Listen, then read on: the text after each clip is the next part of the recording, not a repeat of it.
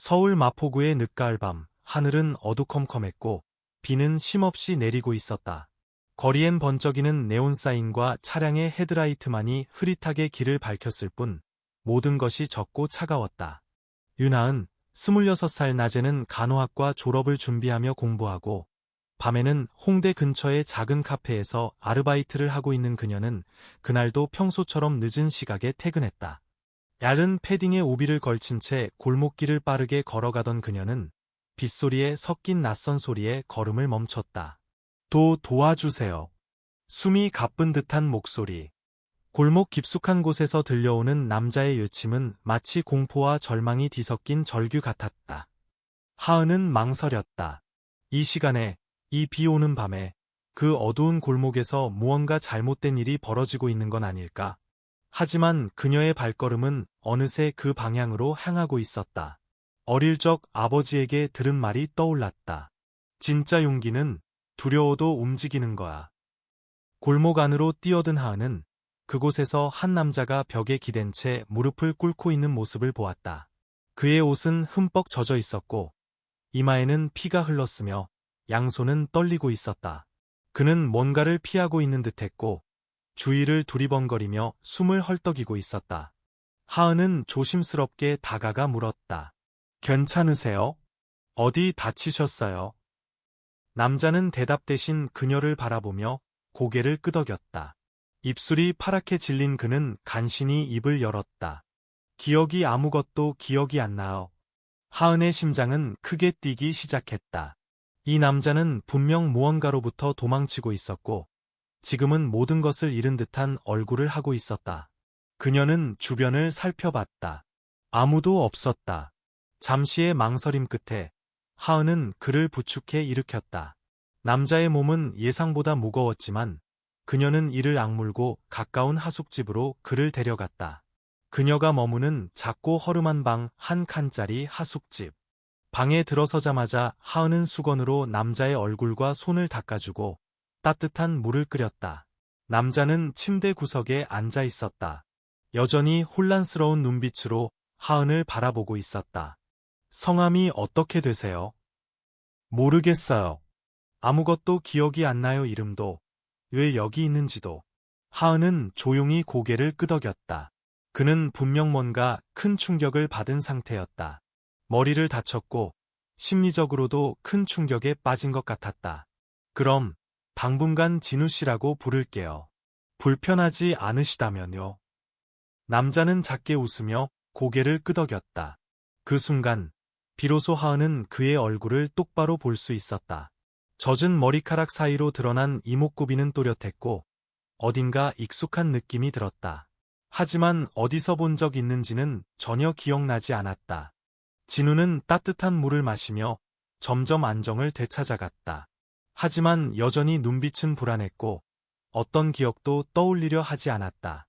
하은은 그에게 자신의 상황을 간단히 설명했다.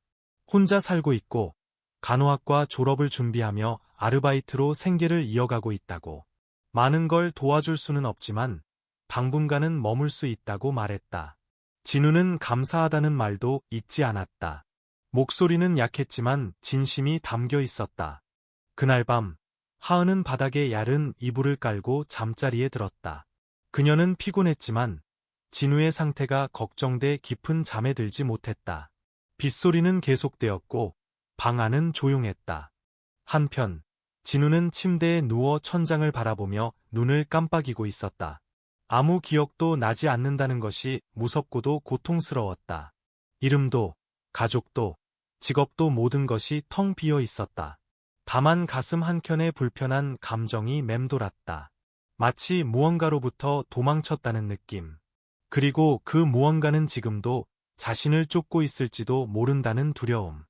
하은은 그런 그의 숨결을 멀리서 조용히 들으며 내일은 어떻게 될지 알 수 없다는 생각에 마음이 무거워졌다. 하지만 한 가지는 분명했다. 그녀는 누군가를 외면하지 않았고 그 선택이 이 밤을 특별하게 만들었다. 서울의 비는 밤새도록 내렸다. 그리고 두 사람의 인연은 그렇게 조용히 시작되었다.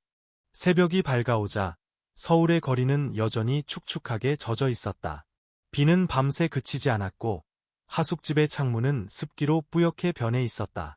윤하은은 잠에서 깨자마자 침대 쪽을 바라보았다. 진우는 여전히 조용히 누워 있었다. 이불 위로 보이는 그의 어깨는 작게 들썩이며 호흡을 이어가고 있었다. 하은은 조심스럽게 자리에서 일어나 부엌으로 향했다. 따뜻한 미역국과 밥을 준비하면서 마음 한구석이 불편했다. 이름도 과거도 모르는 남자를 자신의 집에 데려온다는 건 쉽게 할 수 있는 결정이 아니었다. 하지만 어젯밤 그의 눈빛, 절박함, 그리고 공포는 그녀의 판단을 흔들기에 충분했다. 식사가 거의 완성될 무렵 진우가 조용히 문을 열고 나왔다. 아직 얼굴엔 피로가 남아 있었고 걸음걸이도 불안정했다. 하지만 그는 조심스럽게 좋은 아침입니다 라고 인사했다. 목소리는 낮았지만 진심이 느껴졌다. 잘 주무셨어요? 하은이 물었다. 네, 아주 오랜만에 푹 잔 것 같아요. 고맙습니다. 정말. 하은은 웃으며 식탁을 가리켰다. 간단히 끓였어요. 많이 드세요. 식사 시간 동안 둘은 조심스럽게 대화를 나눴다. 진우는 여전히 자신의 이름, 직업, 가족 등에 대해 아무것도 기억하지 못했다. 대신 그는 주변을 관찰하며 조심스럽게 행동했고 하은의 말 하나하나를 귀 기울여 들었다. 그의 말투는 단정했고 식사 예절도 깔끔했다. 그것만으로도 하은은 진우가 평범한 사람은 아니라고 느꼈다. 혹시 경찰서에 가보는 건 어때요? 하은이 조심스럽게 물었다. 진우는 잠시 망설였다. 그게 잘 모르겠어요. 뭔가 누가 날 찾고 있을 것 같기도 하고 동시에 나를 해치려는 사람도 있을 것 같아요. 하은은 그의 말에 깜짝 놀랐다. 무슨 의미예요? 기억이 없다면서요? 그냥 느낌이에요. 설명할 수는 없지만 내가 무언가에서 도망치고 있었다는 생각이 자꾸 들어요. 그 말에 하은은 더 이상 경찰서를 권하지 않았다. 대신 그녀는 그에게 당분간 이곳에서 머물며 안정을 찾을 것을 제안했다. 진우는 고개를 끄덕이며 조용히 동의했다. 며칠이 지나면서 둘은 조금씩 일상에 익숙해졌다. 하은은 매일 아침 학교 수업을 가거나 아르바이트를 나갔고 진우는 방을 정리하고 식사 준비를 도우며 조용히 지냈다. 그는 여전히 기억을 찾지 못했지만 그 대신 현재를 최대한 성실하게 살아가려 노력했다. 하은은 진우의 행동 하나하나를 유심히 살폈다. 그는 뉴스에 등장하는 특정 인물의 사진을 볼 때 이상하게도 긴장했고 핸드폰을 만질 때 자연스럽게 고급 모델을 다루는 손길을 보였다. 또한 경제 관련 뉴스에 유난히 관심을 보였다. 그런 그의 모습을 보며 하은은 한 가지 가설을 세웠다. 혹시 그는 유명 인물이었던 건 아닐까? 혹은 재벌가의 자제? 그렇지 않고서야 어떻게 이런 감각과 태도가 몸에 배어 있을 수 있을까? 그러던 어느 날 저녁, 하은이 아르바이트를 마치고 집에 돌아왔을 때 진우는 테이블에 앉아 무엇인가를 적고 있었다. 그녀가 다가가 보니 영어와 숫자가 복잡하게 얽힌 도표와 그래프들이 그려져 있었다. 이건 뭐예요? 진우는 당황하며 종이를 덮었다. 모르겠어요. 그냥 손이 움직이더라고요. 머릿속에 무언가가 있어서 그대로 그린 것 같아요. 하은은 종이를 조용히 들여다봤다. 그것은 분명 고급 금융 분석 자료처럼 보였다. 단순한 낙서가 아니었다. 진우 씨 혹시 경제 관련 일을 하셨던 거 아닐까요? 진우는 고개를 저었다. 그럴지도 모르겠어요. 그런데 그게 무서워. 만약 내가 나쁜 일을 했던 사람이라면요? 그 말에 하은은 잠시 침묵했다. 진우는 과거를 전혀 기억하지 못하면서도 자신에 대해 본능적으로 조심하고 있었다. 어쩌면 그는 정말로 위험한 무언가에 연루돼 있었는지도 몰랐다. 하지만 하은은 그가 지난 며칠간 보여준 배려와 진심을 믿고 싶었다. 저는요, 진우 씨가 어떤 사람이었든 간에 지금의 모습이 전부라고 생각해요. 그리고 지금의 진우 씨는 절대 나쁜 사람이 아니에요. 진우는 그녀의 말을 들으며 고개를 숙였다. 얼굴에 미묘한 감정이 스쳤고 그는 조용히 중얼거렸다. 감사합니다. 당신 덕분에 제가 제 자신을 조금은 믿을 수 있을 것 같아요. 그날 밤 하은은 오랜만에 편안한 마음으로 잠에 들었다. 진우 또한 방 안 조명을 끄고 천천히 누웠다. 창밖에서는 또다시 비가 내리기 시작했다. 비 오는 서울의 밤, 하지만 이번에는 그 속에 따뜻한 마음과 조용한 희망이 함께 흐르고 있었다. 진우는 여전히 자신의 과거에 대해 아무것도 기억하지 못했다. 하지만 그의 손끝에서 쏟아지는 숫자들과 분석은 분명히 무언가를 암시하고 있었다. 그가 모르는 사이 그의 뇌는 여전히 과거의 지식과 감각을 작동시키고 있었다. 윤하은은 매일 아침 일어나면 진우의 상태를 확인하는 것으로 하루를 시작했다. 그는 여전히 조용하고 조심스러웠지만 하은의 존재에 조금씩 마음을 열고 있었다. 하은 역시 이 낯선 남자에게 점점 더 관심을 갖기 시작했다. 단순한 호의나 책임감 이상의 감정이 생겨나고 있었다. 어느 날 하은이 수업을 마치고 돌아오던 길에 하숙집 근처에서 검은 승용차 한 대가 천천히 골목을 돌고 있는 것을 보았다. 그녀는 순간 이상한 기분이 들었다. 그 차는 낯선 번호판이었고 유리창은 짙게 틴팅되어 있어 안이 보이지 않았다. 그녀가 하숙집에 들어서자마자 진우는 창가에 서 있었다. 방금 누가 이 근처에 있었던 것 같아요. 진우가 낮게 말했다. 하은은 놀랐다. 어떻게 알았어요? 느낌이었어요. 그 차 낯설지 않았어요. 냄새랄까, 분위기랄까, 익숙했어요. 하지만 무섭기도 했어요. 하은은 그가 점점 예민해지고 있다는 것을 느꼈다. 하지만 그 예민함은 단순한 불안이 아니었다. 마치 본능처럼 위험을 감지하는 감각이 살아나는 것 같았다. 며칠 후, 진우는 아침에 갑자기 하은에게 물었다. 혹시 노트북 빌릴 수 있을까요? 왜요? 하은이 조심스럽게 물었다. 뭔가 찾아봐야 할 것 같아요. 어제 꿈을 꿨어요. 아주 짧은데 효의실이었어요. 제가 누군가 앞에서 무언가를 설명하고 있었고 제 옆엔 고급 양복을 입은 사람들이 있었어요. 하은은 잠시 고민하다 노트북을 내주었다. 진우는 몇 시간 동안 말없이 무언가를 검색하고 기록했다. 그는 뉴스를 뒤지고 경제기사, 기업 관련 보도, 실종자 리스트, 재벌가 인물 기사 등을 빠르게 훑었다. 그러다 어느 순간 그의 손이 멈췄다. 화면에는 한 경제 전문지의 기사 제목이 떠 있었다. JK그룹 후계자, 교통사고 후 행방불명 의혹 증폭. 진우는 화면 속 인물의 사진을 한참 바라보다가 조용히 말했다. 이 사람 저예요. 하은은 숨이 막힐 듯 놀랐다. 화면 속 남자는 말끔한 정장 차림에 냉철한 눈빛을 가진 젊은 CEO였다. 이름은 정진우. 사진 속 모습과 지금의 진우는 너무도 닮아 있었다. 진우는 손으로 이마를 짚었다. 갑자기 머리가 아파요. 뭔가 무너지는 느낌이에요. 하은은 그를 부축해 소파에 앉혔다. 진우는 깊게 숨을 내쉬며 눈을 감았다. 이상해요. 이 사진을 보는 순간 머릿속에 목소리가 들리는 것 같았어요. 누군가가 저를 다그치고 있었고 어떤 계약, 돈, 이기 그런 단어들이 떠올랐어요. 그날 밤 하은은 잠을 이루지 못했다. 그녀는 진우의 정체가 드러났다는 사실보다 그가 이제 어떤 선택을 해야 할지 모른다는 불안감에 휩싸여 있었다. 그가 단순한 기억 상실자가 아니라 대기업의 후계자였고 어쩌면 그의 실종에는 누군가의 의도가 있었을지도 모른다는 사실이 그녀를 더욱 불안하게 만들었다. 다음 날 아침, 진우는 무표정한 얼굴로 하은에게 말했다. 하은 씨, 경찰에 가야 할 것 같아요. 이젠 숨을 이유가 없어요. 하지만 하은은 고개를 저었다. 아직은 안 돼요. 그 기사를 보면 당신의 실종엔 의문이 많아요. 만약 당신이 단순히 사고를 당한 게 아니라 누군가에 의해 조작된 거라면 경찰에 가는 순간 당신은 또 위험에 처할 수 있어요. 진우는 그녀의 눈을 바라보았다. 그럼 어떻게 해야 하죠? 하은은 진지하게 말했다. 기억을 되찾기 전까지는 조용히 지켜보는 수밖에 없어요. 당신이 누구였는지보다 지금 무엇을 할 수 있는지가 더 중요해요. 진우는 고개를 끄덕였다. 그리고 며칠간 그는 뉴스를 모니터링하고 기억을 되찾기 위한 노력을 계속했다. 어느 날 밤, 진우는 갑자기 하은에게 물었다. 왜 날 도와줬어요?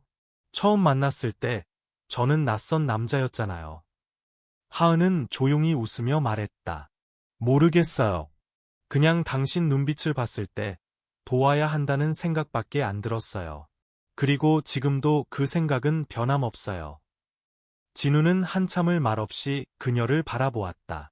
그의 눈동자에 처음으로 깊은 감정이 떠올랐다. 그리고 그 순간 작은 기억의 파편 하나가 그의 머릿속에 다시 떠올랐다. 차 안, 어두운 밤, 누군가와의 격렬한 말다툼, 그리고 급커브에서의 충돌. 그는 숨을 헐떡이며 자리에서 일어났다. 머리가 아팠지만 동시에 그는 확신했다. 누군가 날 해치려 했어요. 하은은 놀라서 진우를 붙잡았다. 진우 씨, 진정해요. 괜찮아요. 우리가 함께 풀어나가면 돼요. 진우는 그녀를 바라보며 고개를 끄덕였다. 이제 그는 단순히 실종된 재벌 2세가 아니었다. 그는 이제 진실을 찾아야 할 사람, 그리고 자신을 지켜준 사람을 보호해야 할 이유가 생긴 남자였다. 진우가 누군가 나를 해치려 했다고 말한 그날 이후 두 사람의 일상은 눈에 띄게 달라졌다. 이전까지는 조용히 시간을 벌며 기억이 돌아오기를 기다리는 생활이었다면 이제는 분명한 목적이 생겼다. 진실을 알아내야 했고 동시에 조심해야 했다. 하은은 진우가 혼자 있는 시간을 최대한 줄이려 했다. 학교와 아르바이트를 오가는 틈에도 계속 연락을 주고받았고 진우 역시 불필요한 외출을 삼갔다.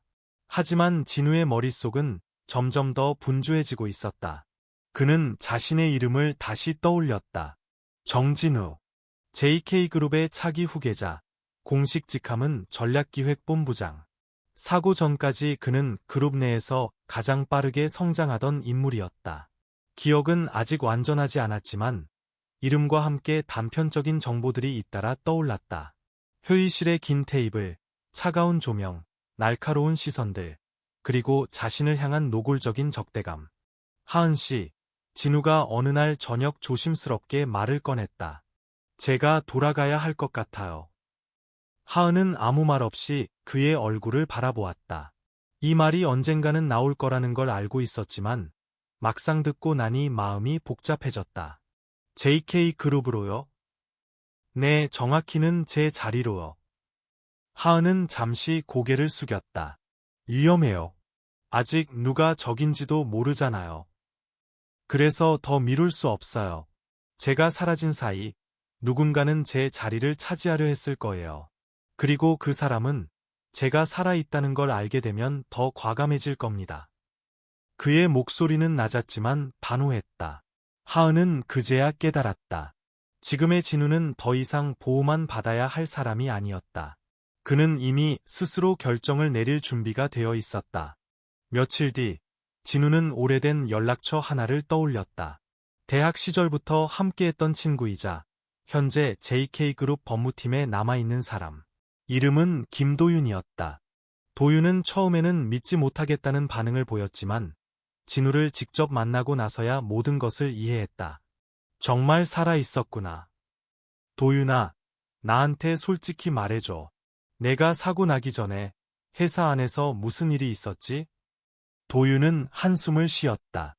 부회장님이 아니, 너 삼촌이야. 정석훈 부회장이 움직이고 있어. 내가 반대했던 해의 자본과의 합병건, 내가 사라지자마자 다시 추진됐어. 진우의 표정이 굳어졌다. 역시 그 사람이었군. 도윤은 고개를 끄덕였다.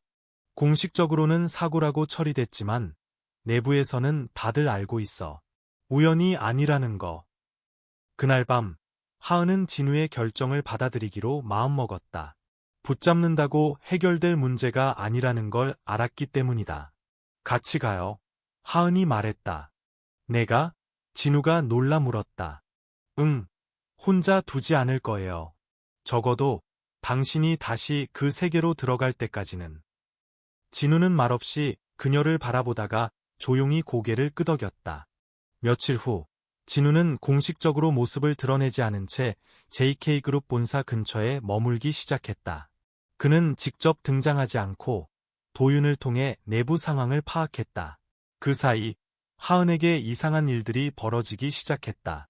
학교 앞에서 낯선 남자가 말을 걸었고 하숙집 근처에서 검은 승용차가 다시 나타났다. 누군가 분명히 그들을 감시하고 있었다.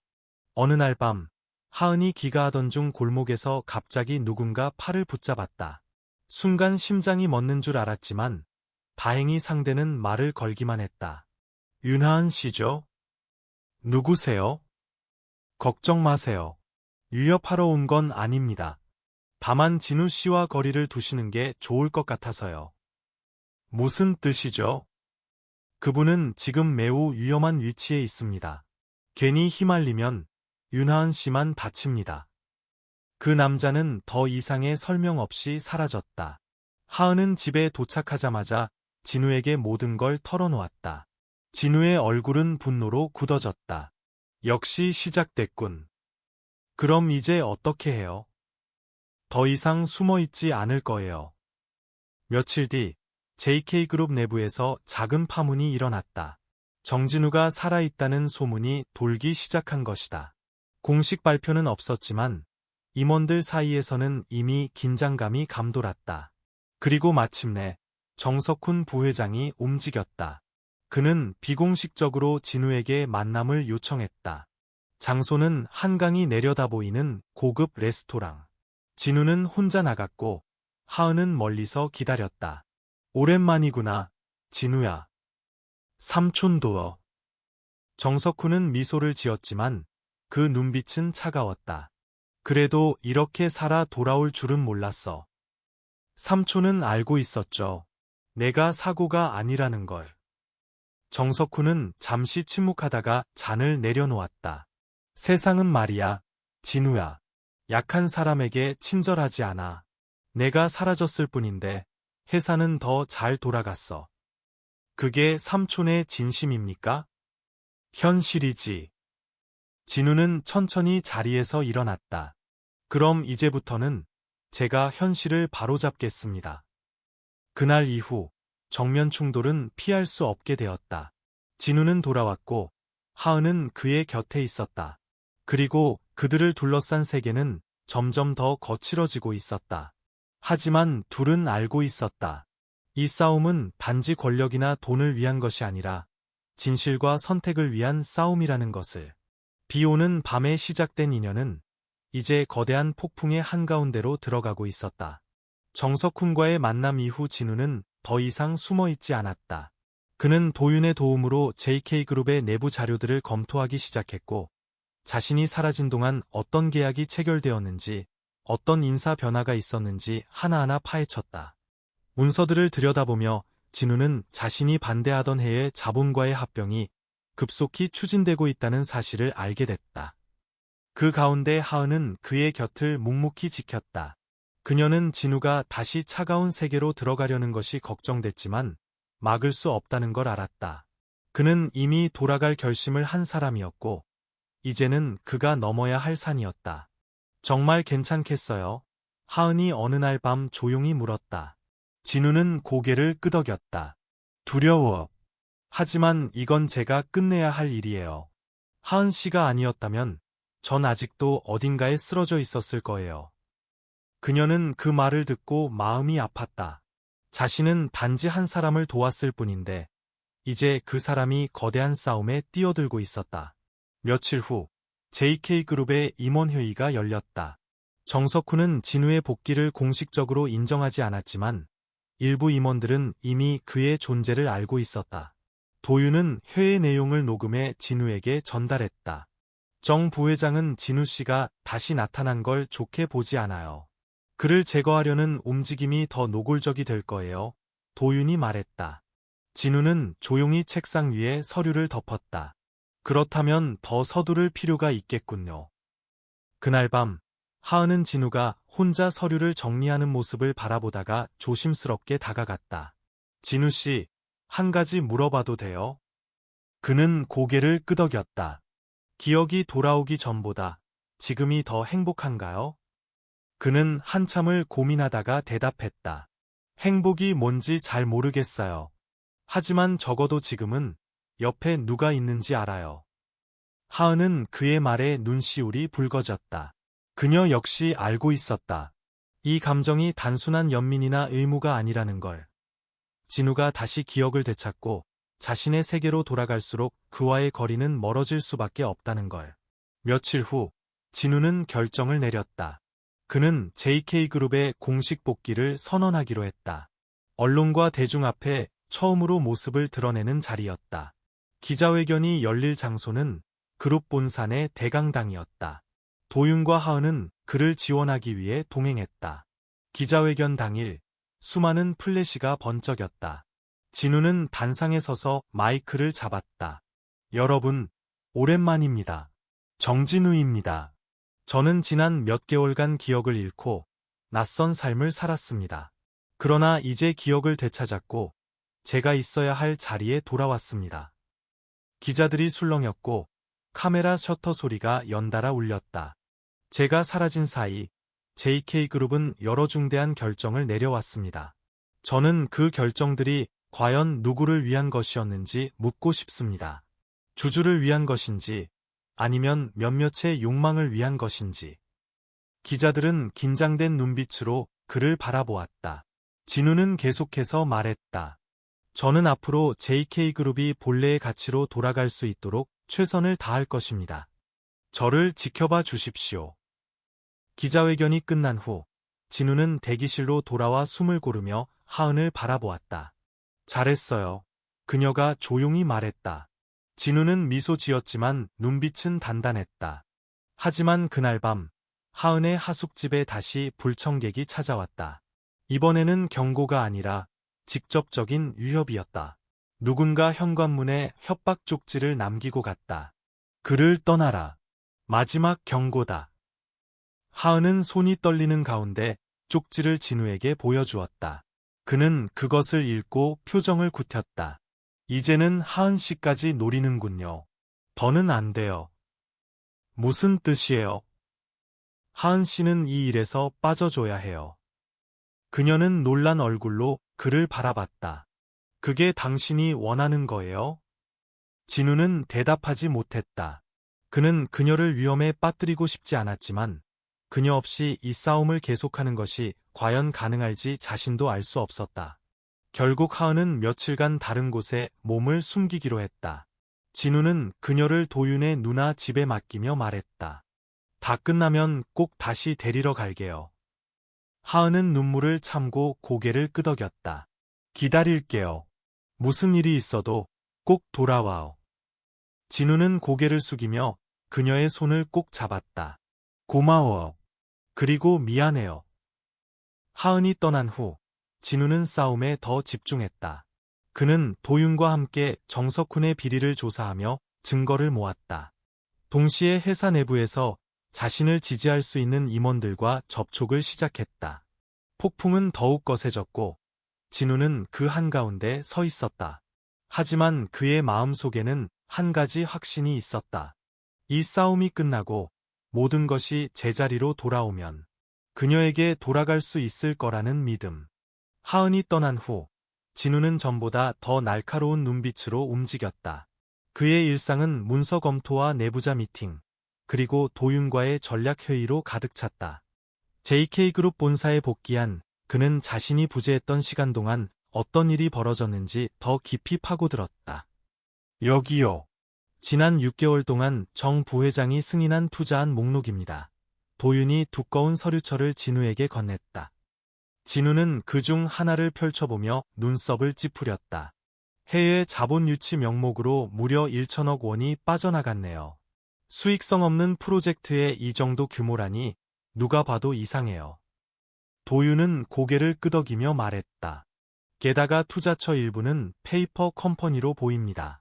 자금 세탁이나 횡령 가능성도 있어요. 진우는 이를 악물었다. 이건 단순한 경영 판단 미스로 치부할 수 없어요. 정석훈, 당신은 회사를 사유화하고 있어. 그는 곧바로 감사팀 책임자를 불러내 회계 장부를 재검토하게 했고 법무팀과도 접촉해 이사회 소집을 추진했다. 동시에 내부 고발자의 제보를 받기 위해 익명 제보 시스템을 열었고 하루 만에 몇 건이 제보가 쏟아졌다. 그중 한 건이 진우의 눈길을 끌었다. 정석훈 부회장이 해외 출장 중 비밀리에 만난 이들이 있습니다. 그중 한 명은 JK그룹과 경쟁 중인 TNS그룹의 고문입니다. 진우는 충격을 받았다. 내부 정보를 넘겼다고요? 정확하진 않지만 회의 녹취 일부가 있습니다. 도윤이 조심스레 USB를 건넸다. 녹취 파일에는 정석훈의 목소리가 분명히 담겨 있었다. 진우만 제거되면 이사회는 내 손 안에 들어옵니다. 투자 결정권도 모두 확보할 수 있죠. 당신들 자본이 들어오면 지분은 나눠드리겠습니다. 진우는 손을 떨며 이어폰을 뺐다. 이걸로 충분해. 정석훈을 이사회에서 몰아낼 수 있어. 그는 즉시 특별 이사회를 소집했다. 하지만 정석훈 역시 이 상황을 모를 리 없었다. 회의 하루 전, 진우는 정석훈의 측근으로부터 한 통의 메시지를 받았다. 내일 조심하는 게 좋겠군. 세상은 당신을 반기지 않아. 진우는 메시지를 무시하고 준비에 박차를 가했다. 이사회 당일, 본사 회의실에는 주요 주주들과 임원들이 모두 모였다. 정석훈은 여느 때처럼 당당한 태도로 입장했지만 그의 눈빛은 결코 평온하지 않았다. 이사회를 소집한 이유가 뭡니까? 정석훈이 먼저 입을 열었다. 진우는 침착하게 대답했다. JK그룹의 명예와 투명성을 지키기 위함입니다. 저는 정석훈 부회장이 회사 자금을 사적으로 유용하고 경쟁사와의 유착을 시도했다는 증거를 확보했습니다. 회의실이 술렁이기 시작했다. 진우는 녹취록과 관련 문서를 하나하나 제시했다. 일부 임원들의 표정이 굳어지고 몇몇은 서로 눈치를 보며 진우의 말을 경청했다. 정석훈은 웃음을 지으며 반격에 나섰다. 재미있군요. 기억을 잃었다던 조카가 갑자기 돌아와 회사를 고발하고 있네요. 이건 명백한 음모입니다. 그럼 이건 어떻게 설명하실 겁니까? 진우는 녹취를 회의실 스피커에 틀었다. 지분은 나눠드리겠습니다. 순간 회의실이 얼어붙었다. 일부 이사들은 고개를 돌렸고 주주 대표는 심각한 얼굴로 회의록을 기록하기 시작했다.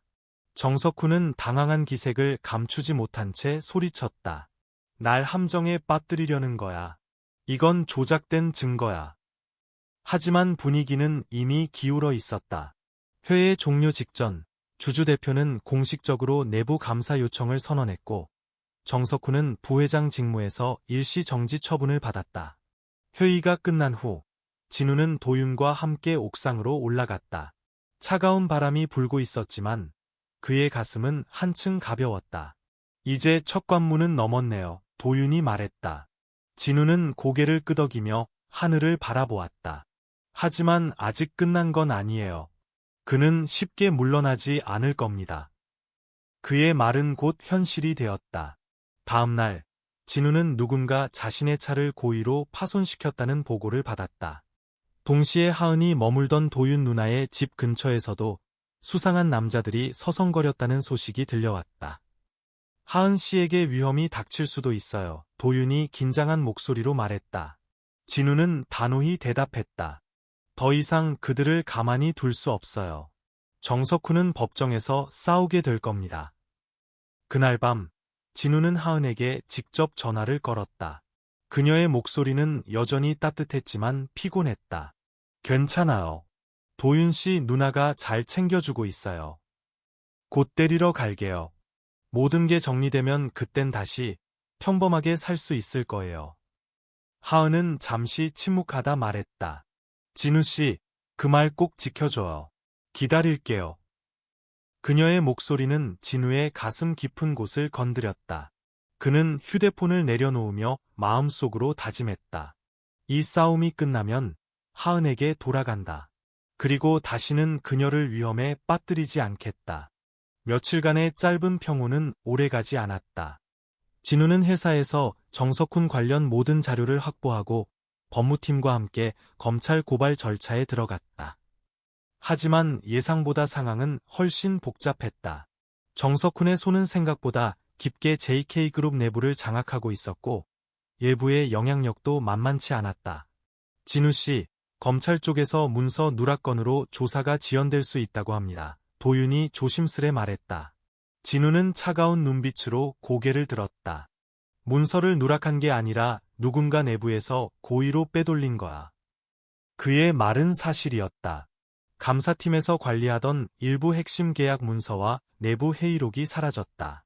진우는 곧장 보안팀과 함께 CCTV를 확인했고 그 화면 속에는 믿을 수 없는 얼굴이 있었다. 설마 박 부장? 도윤이 놀란 얼굴로 중얼거렸다. 그 사람은 내 아버지를 가장 오래 보좌했던 인물이야. 진우는 이를 악물었다. 배신의 충격은 컸다. 하지만 진우는 감정에 휘둘리지 않았다. 그는 그 즉시 박 부장을 직무 정지시키고 예부 포렌식 팀을 불러 문서 복구에 착수했다. 그날 밤 진우는 도윤과 함께 하은이 머물고 있는 곳으로 향했다. 도윤의 누나는 걱정스러운 얼굴로 그들을 맞았다. 며칠 수상한 사람들이 자꾸 주변에 맴돌아요. 하은이 많이 불안해했어요. 진우는 하은을 바라보았다. 그녀는 밝은 표정을 지으려 애썼지만 눈가에는 지친 기색이 역력했다. 괜찮아요. 익숙해졌어요. 어차피 어릴 때도 비슷한 경험이 있었으니까요. 그녀는 애써 웃으며 말했다. 진우는 그런 하은을 안쓰럽게 바라보았다. 이제는 내가 지킬 거야. 더 이상 불안해하지 않아도 돼. 하지만 그 말은 오래가지 않았다. 그 다음날 한 인터넷 언론사에서 JK그룹 부회장 정진우, 과거 폭력 혐의라는 제목의 기사가 터졌다. 기사에는 진우가 유학 시절 폭력 사건에 연루되었고 학교 측의 제재를 받은 적이 있다는 내용이 담겨 있었다. 이건 명백한 조작이야. 난 그런 짓 한 적 없어. 진우는 주먹을 쥐며 말했다. 하지만 이미 온라인에는 악의적인 댓글과 루머가 퍼지고 있었고 일부 주주들 역시 동요하는 기색을 보이기 시작했다. 정석훈이 마지막 카드로 언론을 이용했어요. 도윤이 분노에 찬 목소리로 말했다. 그때였다. 진우의 전화기가 울렸다. 발신자는 하은이었다. 그는 급히 전화를 받았다. 진우 씨, 저 괜찮아요. 이런 상황 올 줄 알았어요. 그런데 무슨 일이야? 목소리가 그래. 진우는 불안한 마음을 감추지 못했다. 기자들이 여기까지 찾아왔어요. 도윤 씨 누나 집 앞에서 카메라 들이대고 있어요. 저보고 부회장 애인이라며 질문을 쏟아내요. 진우는 숨을 멈췄다. 하은아, 지금 당장 짐 싸. 내가 데리러 갈게. 하지만 하은은 말을 막았다. 아니요. 진우 씨, 저 당분간 연락하지 마세요. 무슨 소리야? 지금 그럴 때가 아니야. 당신 옆에 있는 게 지금은 방해가 될 것 같아요. 기자들, 세상 사람들, 그리고 JK그룹, 전부 당신을 지켜보고 있어요. 제가 옆에 있으면 그 시선이 더 날카로워질 거예요. 진우는 아무 말도 할 수 없었다. 하은의 말은 옳았지만 그의 마음은 무너졌다. 그럼 이건 헤어지자는 말이야? 하은은 한참을 침묵하다 말했다. 아니요. 단지 잠시 떨어져 있으려는 거예요. 이게 우리가 서로를 지키는 방법이니까. 그녀는 전화를 끊었다. 진우는 그 자리에 선 채 한참을 움직이지 못했다. 하은이 없는 공간은 갑자기 너무나 공허하게 느껴졌다. 며칠이 흘렀다. 회사는 여전히 불안정했고 외부 압력은 계속 커져갔다. 정석훈은 언론전을 통해 여론을 조작하며 다시금 부활을 시도하고 있었다. 일부 이사진은 다시 그에게 우호적인 태도를 보이기 시작했다. 하지만 진우는 포기하지 않았다. 그는 도윤과 함께 남은 증거를 모으고 예부 감사인들과 협업해 서서히 정석훈의 법적 책임을 입증할 수 있는 기반을 다졌다. 그러던 어느 날 도윤이 급하게 사무실로 뛰어왔다. 진우 씨, 드디어 나왔어요. 박 부장이 삭제했던 파일 복원됐어요. 도윤이 건넨 파일에는 정석훈과 해의 자본 사이의 뇌물 거래 내역과 특정 정치인과의 유착을 보여주는 기록이 상세히 담겨 있었다. 이걸로 충분해. 이제는 언론을 통해 정면 승부야. 진우는 언론사의 내부 고발 형식으로 자료를 제공하고 동시에 법무팀과 함께 검찰에 고발장을 정식 제출했다. 그날 밤 뉴스 속보가 전국을 강타했다. JK그룹 부회장 정석훈, 해외 자본 유착 및 내부 비리 혐의 수사 착수. 정석훈은 궁지에 몰렸다. 진우는 마침내 한 고비를 넘긴 듯했지만 그의 표정은 밝지 않았다. 하은이 없는 이 승리는 절반의 승리에 불과했다. 진우는 문득 하은에게 메시지를 남겼다. 하은아, 곧 모든 게 끝나. 그때 다시 너를 찾아갈게. 정석훈에 대한 수사가 본격적으로 시작되자 언론과 대중의 관심은 JK그룹 내부로 향했다. 그동안 어두운 그림자처럼 숨겨져 있던 비리와 부패의 정황들이 하나둘 밝혀지며 JK그룹은 역사상 가장 큰 위기에 직면하게 되었다. 하지만 진우는 흔들리지 않았다. 그는 회사의 정직성과 자신의 신념을 지키기 위해 한 발 한 발 내딛고 있었다. 진우 씨, 이번 보도 이후 주가가 반등하기 시작했어요. 이 사진들도 점차 지지 쪽으로 돌아서고 있어요. 도윤이 희망 섞인 목소리로 말했다. 좋아. 하지만 끝까지 방심하지 마. 정석훈은 쉽게 무너지지 않아. 진우는 서류를 정리하며 단호히 말했다. 같은 시각, 하은은 도시 외곽의 작은 미술관에서 조용히 봉사활동을 하며 시간을 보내고 있었다. 그림을 정리하고 아이들의 미술 수업을 도우며 자신의 마음을 가다듬고자 노력했다. 하지만 진우에 대한 생각은 그녀의 하루에서 단 한 번도 떠난 적이 없었다. 어느 날 오후, 미술관으로 낯선 편지 한 통이 도착했다. 하은은 조심스레 봉투를 열었다. 그 안에는 진우가 손수 쓴 짧은 편지와 함께 오래된 사진 한 장이 들어있었다. 사진 속에는 진우와 그의 아버지가 함께 환하게 웃고 있는 모습이 담겨 있었다. 하은아, 아버지가 돌아가신 날 나는 혼자였어. 모든 게 무너지는 것 같았고 세상이 나를 밀어내는 것만 같았지. 그런데 너를 만나고 나서 처음으로 다시 웃을 수 있었어. 다시 믿고 다시 사랑할 수 있었어. 너는 내게 그런 사람이야. 이 모든 일이 끝나면 다시 만나고 싶어. 그리고 다시 시작하고 싶어. 하은은 조용히 편지를 읽으며 눈시울이 붉어졌다. 그녀는 손끝으로 사진을 어루만지며 진우의 외로움과 무게를 느꼈다. 그리고 그 무게를 함께 짊어질 준비가 되어 있다는 사실도. 며칠 후, 진우는 검찰청에 직접 출석해 정석훈에 대한 증언을 하기로 결심했다. 회사 법무팀과 외부 변호인단이 만류했지만 그는 자신의 입으로 진실을 밝히고 싶었다. 제가 여기에 선 이유는 단순합니다. 저는 제 아버지가 남긴 회사를 지키고 싶습니다. 하지만 더 중요한 건 이 회사를 믿고 살아가는 수많은 직원들과 그 가족들의 삶입니다. 그들의 신뢰를 저버릴 수 없습니다. 진우의 증언은 큰 반향을 불러일으켰고 뉴스에서는 그의 용기를 칭찬하는 보도가 이어졌다. 대중의 여론도 점차 그를 지지하는 방향으로 바뀌어 갔다. 하지만 이 모든 가운데에도 진우의 마음은 허전했다.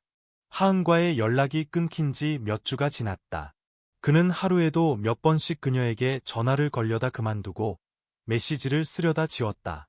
그녀가 자신의 곁을 떠난 것은 오직 자신을 보호하기 위한 선택이었다는 걸 알면서도 마음 한켠에는 씁쓸함이 남아 있었다. 그 무렵, 하은은 미술관에서 아이들과 함께 작은 전시회를 준비하고 있었다. 아이들이 그린 그림 중에는 희망, 용기, 사랑이라는 주제로 그려진 작품들이 있었고, 하은은 그 그림들을 보며 문득 진우가 떠올랐다. 어쩌면 나도 더 이상 도망치면 안 되는 걸까? 그녀는 조용히 자신의 마음을 정리하기 시작했다. 더 이상 숨지 않고 진우와 함께 그 현실을 마주하겠다고 결심한 순간, 마침내 그녀는 핸드폰을 꺼내 진우에게 문자를 보냈다. 진우 씨, 저예요. 괜찮다면 잠시 만날 수 있을까요? 그날 밤, 진우는 차를 몰고 미술관 근처로 향했다. 심장이 뛰고 손은 떨렸지만 그는 끝까지 가야만 했다. 미술관 앞에 도착했을 때 그는 가로등 불빛 아래 서 있는 하은의 모습을 보았다. 그녀는 예전보다 조금 말랐지만 눈빛은 한층 더 단단해 보였다. 오랜만이야, 진우가 조심스레 말했다. 그러게요. 많이 지쳤죠? 하은은 부드럽게 웃으며 말했다. 응. 하지만 이제 거의 끝이 보여. 그들은 잠시 말없이 서로를 바라보았다. 진우는 한 걸음 다가서며 말했다. 하은아, 난 내가 없는 이 시간을 견디는 게 가장 힘들었어. 매 순간 너를 떠올렸고, 이겨낼 수 있었던 것도 너 덕분이야. 하은은 눈물을 삼키며 고개를 끄덕였다. 나도 마찬가지였어요.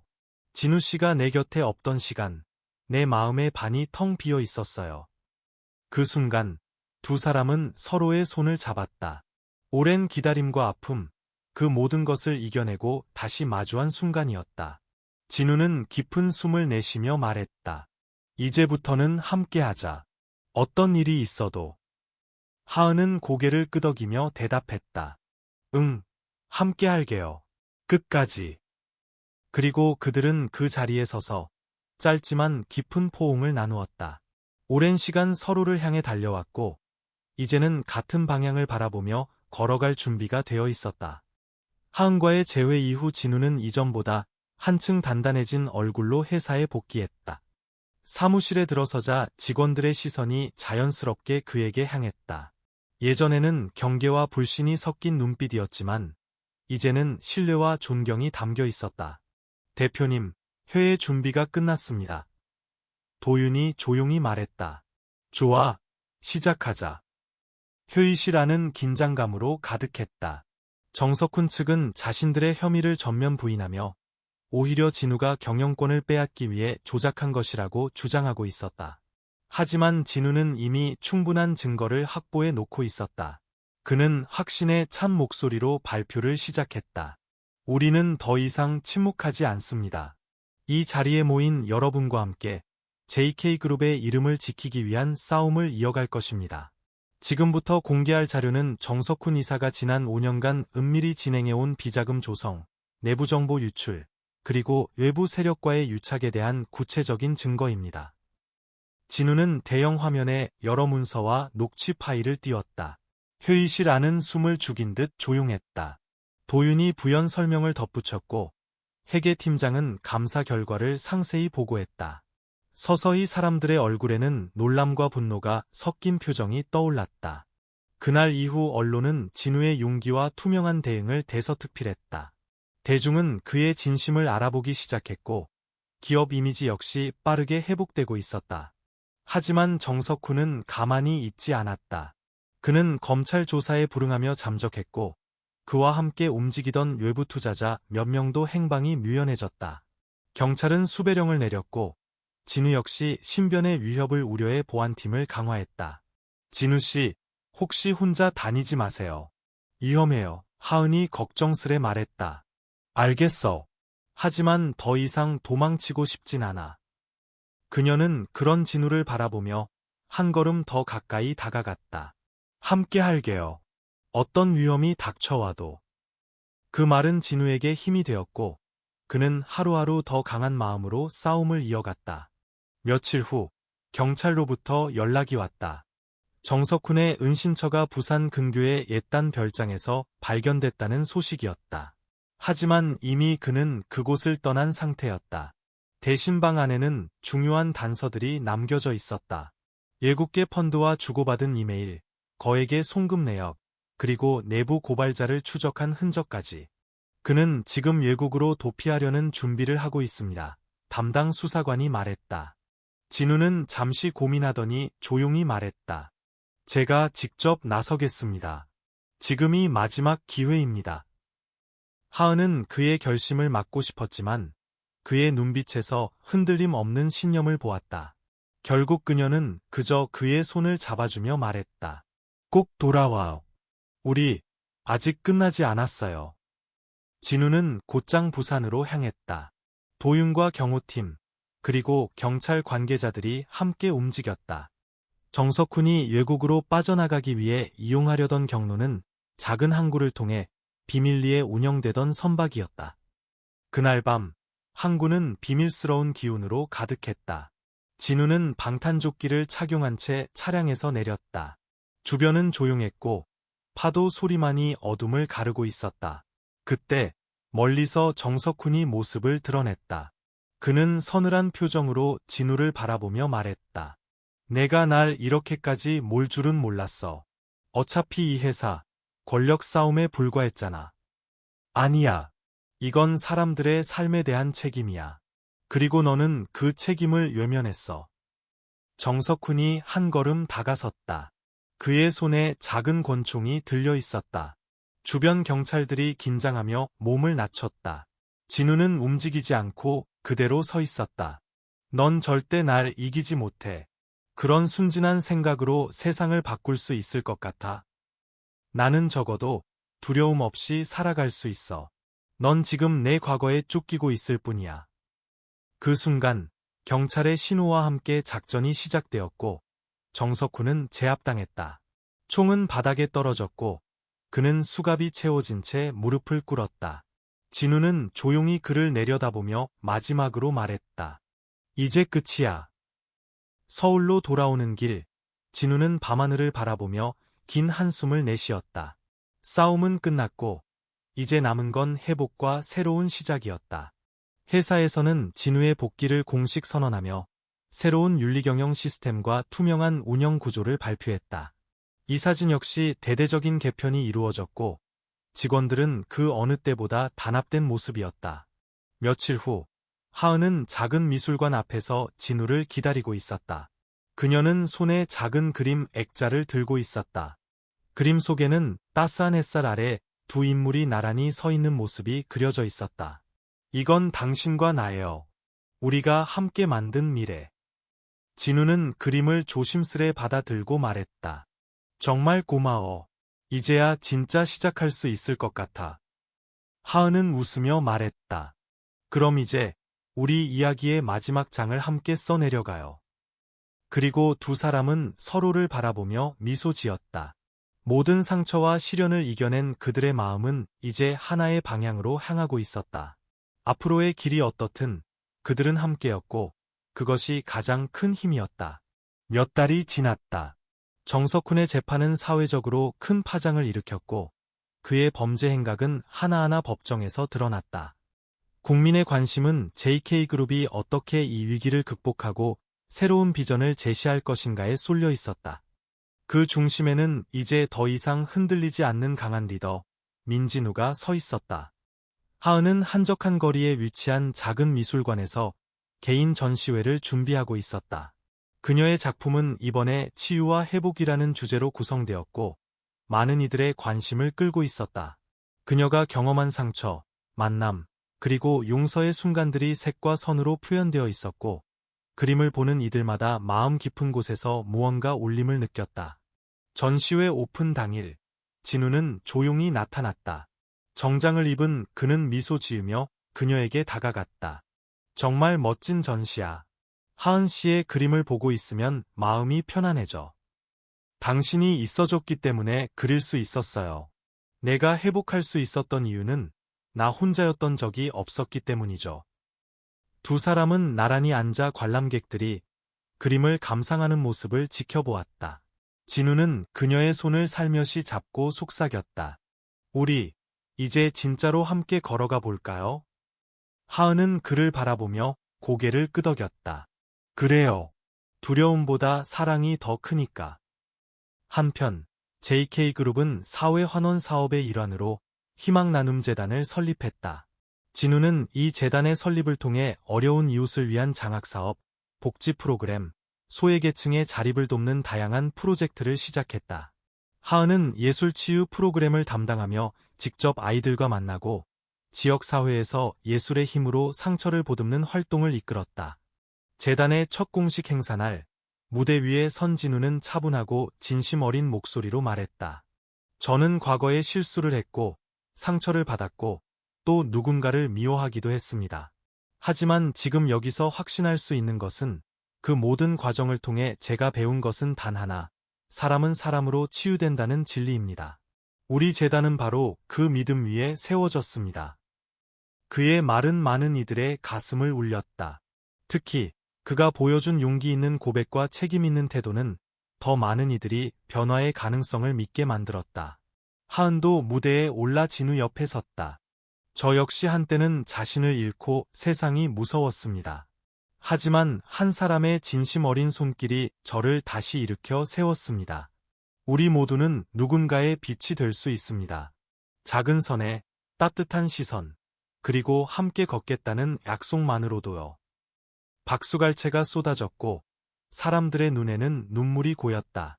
그날 이후 희망나눔재단은 전국적으로 수많은 지점을 오픈하며 각 지역사회와 긴밀히 협력해 나갔다. 어느 날 진우와 하은은 서울 근교의 조용한 동네를 찾았다. 두 사람은 오랫동안 함께 살 집을 찾고 있었다. 한적한 언덕이 벚꽃나무가 흐드러지게 피어있는 작은 집 앞에서 하은이 말했다. 여기 어때요? 마음이 편안해져요. 진우는 주변을 둘러보다가 고개를 끄덕였다. 좋아. 여긴 우리가 마음의 집을 지을 수 있는 곳 같아. 그들은 그 집을 수리하고 직접 벽을 칠하고 작은 정원에 꽃을 심으며 함께 시간을 보냈다. 단순한 집이 아니라 서로의 과거를 이해하고 미래를 꿈꾸는 공간이었다. 시간은 흘러 어느 봄날 아침, 하은은 부엌에서 따뜻한 차를 끓이며 창밖을 바라보았다. 진우는 책을 읽다가 그녀 곁으로 다가와 어깨를 감싸 안았다. 하은아, 우리가 여기까지 올 수 있을 줄 알았어? 처음에는 상상도 못했죠. 하지만 지금은 믿을 수 있어요. 당신과 함께라면 어떤 길도 괜찮을 거라는 걸. 진우는 그녀의 이마에 가볍게 입을 맞추고 말했다. 나는 당신에게 받은 것을 평생 갚으며 살고 싶어. 그리고 우리가 만든 이 집처럼 우리의 삶도 함께 짓고 싶어. 그날 저녁, 두 사람은 벚꽃이 흐드러진 정원에서 조용히 와인을 마시며 과거를 이야기했다. 서로의 상처를 어떻게 치유했고, 어떤 순간에 서로를 신뢰하게 되었는지, 그리고 이 모든 여정을 통해 자신이 얼마나 성장했는지를. 진우는 말했다. 하은아, 우리는 서로를 구했어. 그리고 세상을 조금 더 따뜻하게 만들었어. 하은은 미소 지으며 고개를 끄덕였다. 맞아요. 이제 남은 건 우리가 그 따뜻함을 계속 지켜나가는 거예요. 그 순간 바람이 살랑 불어와 벚꽃잎이 흩날렸다. 마치 새로운 장의 시작을 알리듯 부드럽고 따뜻하게. 이야기는 그렇게 끝난다. 하지만 그들의 삶은 계속된다. 다시는 무너지지 않을 희망 위에. 사랑과 용기로 지어진 진짜 마음의 집에서.